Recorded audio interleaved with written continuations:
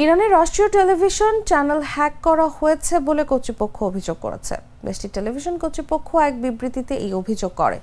এর আগে দেশটির রাষ্ট্রীয় টেলিভিশনের সম্প্রচারের সময় হঠাৎ একটি ভিডিওতে জনগণকে সরকারের বিরুদ্ধে জেগে ওঠার আহ্বান জানানো হয়।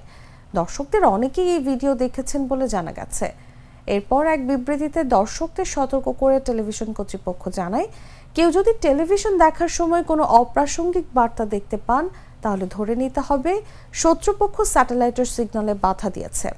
এদিকে যে ভিডিও সম্প্রচারিত হয়েছিল তা সামাজিক যোগাযোগ মাধ্যমেও এখন ছড়িয়ে পড়েছে। এতে ইরান সরকারকে জনগণের সঙ্গে বিশ্বাসঘাতকতার অভিযোগ এনে বলা হয়েছে, নিজের ভবিষ্যৎ নিয়ন্ত্রণ করুন।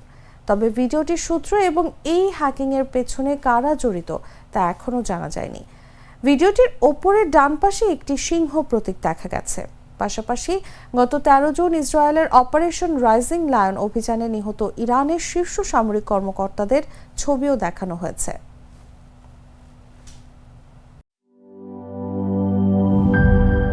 এই ঈদে জামা জুতো অ্যাক্সেসরিজের ডিসকাউন্ট।